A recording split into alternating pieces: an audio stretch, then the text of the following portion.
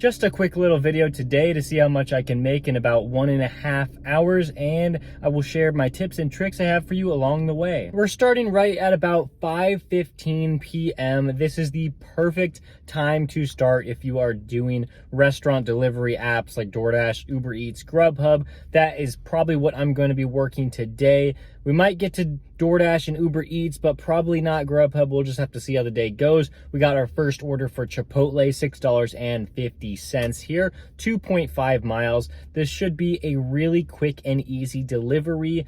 Chipotle usually has their orders ready right on the rack, and then I just have to pick it up and take it to the customer. And that's actually dropping me off in a very good spot. So I mean, you got to start working during dinner. If you only have an hour or two to work, you got to look for restaurants that are going to have the orders ready when you walk in, and you are going to want to look for orders that drop you off right near your hotspot so you can get another order immediately. Here's something that all seasoned drivers can agree on. Do not accept orders like this at all. $2 from Uber Eats, 2.1 miles. I don't care that the delivery is so short.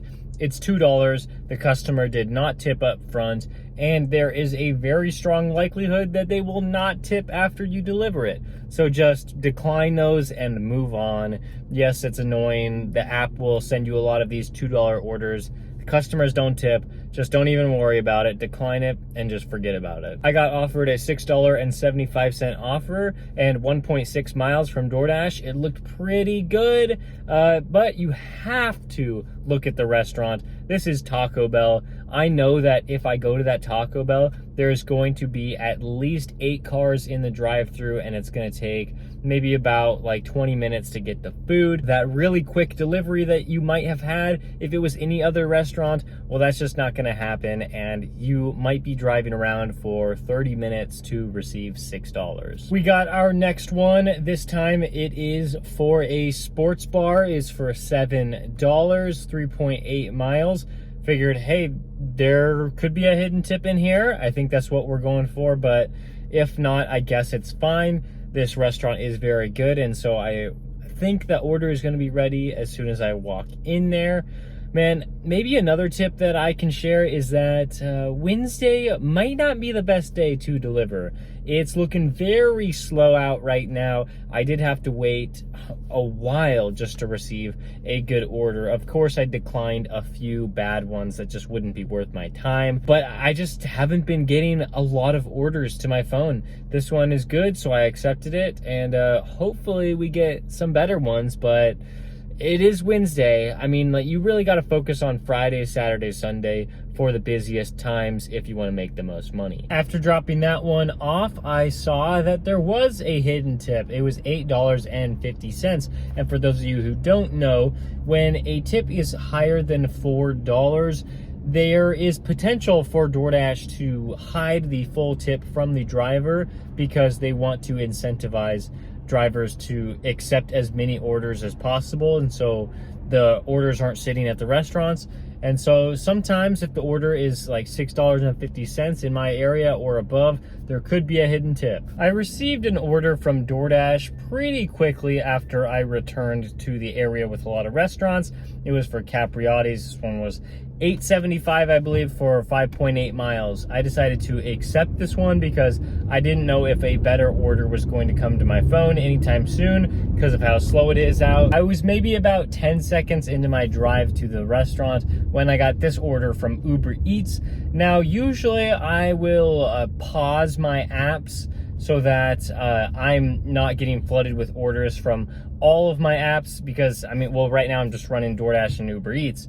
But I decided to keep this one available because, you know, I just wasn't getting a lot of orders. It's slow out, so the chance of me actually getting another order in the next couple minutes was rare. But I did get one, and it was for Wildflower, and I was happy about this one for sure because this was so much better. 2.3 miles here for about the same payout. So I accepted that Uber Eats order, and then I had to unassign the DoorDash order. With that Uber Eats order, I wasn't able to see the drop-off location. That's just what happens in my market for me. I found out I was delivering to one of my least favorite apartment complexes, but it was still bringing me to a really solid area to receive another order. I completed it before I would probably even come close to delivering that DoorDash order, and I'm in a better area, and we accepted this Cheesecake Factory order for $8. Something that is going to help out a lot of drivers is to download the Para app. This is sometimes going to be able to predict hidden tips on DoorDash. That is exactly what happened to me on this Cheesecake Factory order. I am not getting $8 for this. Para told me it was going to be $12.25. Sounds like a great order for 4.6 miles on a very slow day. I already got the text saying that the order was going to be ready for me as soon as I got to the restaurant, picked it up, and now I'm off to the customer. Man, I don't know how Para does it, but they have the technology in place to be able to predict those hidden tips perfectly.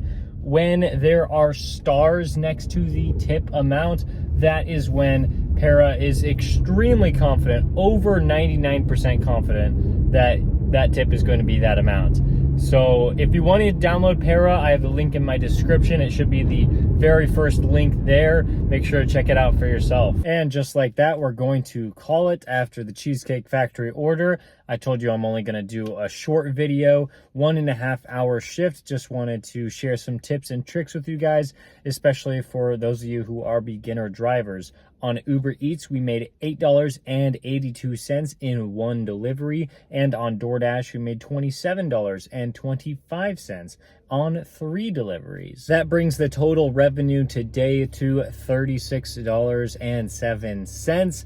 1.5 hours worked today, and the revenue per hour is around $24 an hour. It wasn't an amazing shift, but I think we did all right, especially because of how slow it was out there today with hardly any orders coming to my phone. If we're talking about profit, I haven't calculated it exactly, but it would probably be under $30 after you subtract taxes, gas expense, and other expenses. Thank you so much for watching this video. If you liked it, please give it a like, and let me know in the comments if you want me to do shorter videos, because I'll make whatever you guys want to watch.